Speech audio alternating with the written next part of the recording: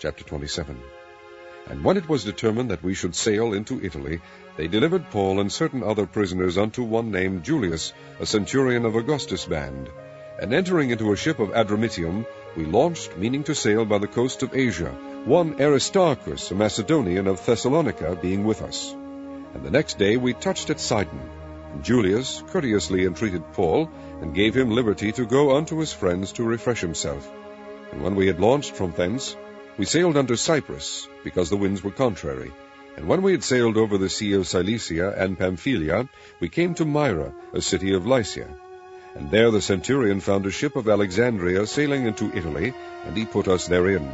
And when we had sailed slowly many days, and scarce were come over against Cnidus, the wind not suffering us, we sailed under Crete, over against Salmone. And hardly passing it came unto a place which is called the Fair Havens, nigh whereunto was the city of Lasea.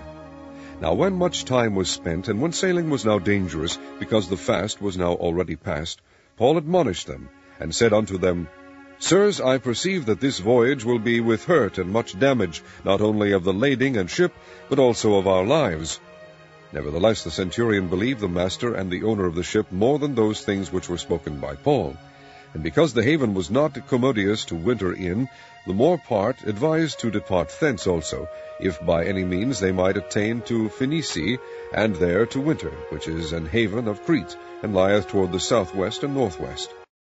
And when the south wind blew softly, supposing that they had obtained their purpose, loosing thence they sailed close by Crete. But not long after there arose against it a tempestuous wind called Euroclydon.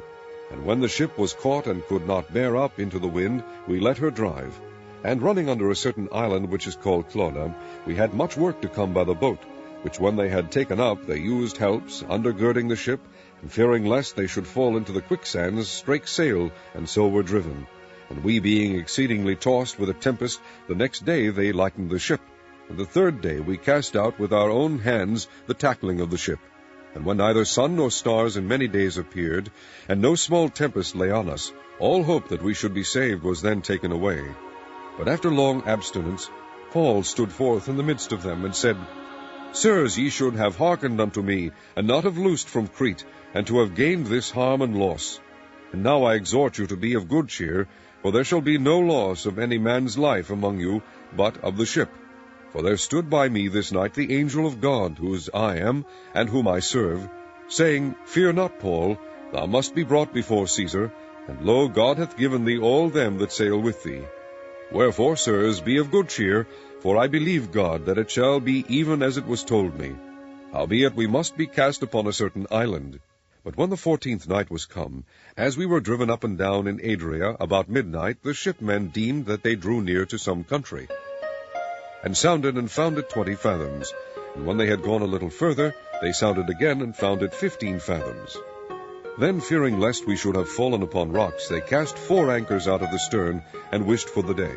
And as the shipmen were about to flee out of the ship, when they had let down the boat into the sea, under color, as though they would have cast anchors out of the foreship, Paul said to the centurion and to the soldiers, Except these abide in the ship, ye cannot be saved. Then the soldiers cut off the ropes of the boat, and let her fall off. And while the day was coming on, Paul besought them all to take meat, saying, This day is the 14th day that ye have tarried and continued fasting, having taken nothing. Wherefore I pray you to take some meat, for this is for your health, for there shall not an hair fall from the head of any of you. And when he had thus spoken, he took bread, and gave thanks to God in presence of them all, and when he had broken it, he began to eat. Then were they all of good cheer, and they also took some meat. And we were in all, in the ship, 260 souls. And when they had eaten enough, they lightened the ship, and cast out the wheat into the sea. And when it was day, they knew not the land, but they discovered a certain creek with a shore, into the which they were minded, if it were possible, to thrust in the ship. And when they had taken up the anchors, they committed themselves unto the sea, and loosed the rudder bands, and hoisted up the mainsail to the wind, and made toward shore. And falling into a place where 2 seas met, they ran the ship aground, and the fore part stuck fast, and remained unmovable, but the hinder part was broken with the violence of the waves. And the soldiers' counsel was to kill the prisoners, lest any of them should swim out and escape. But the centurion, willing to save Paul, kept them from their purpose, and commanded that they which could swim should cast themselves first into the sea and get to land, and the rest, some on boards and some on broken pieces of the ship. And so it came to pass that they escaped all safe to land.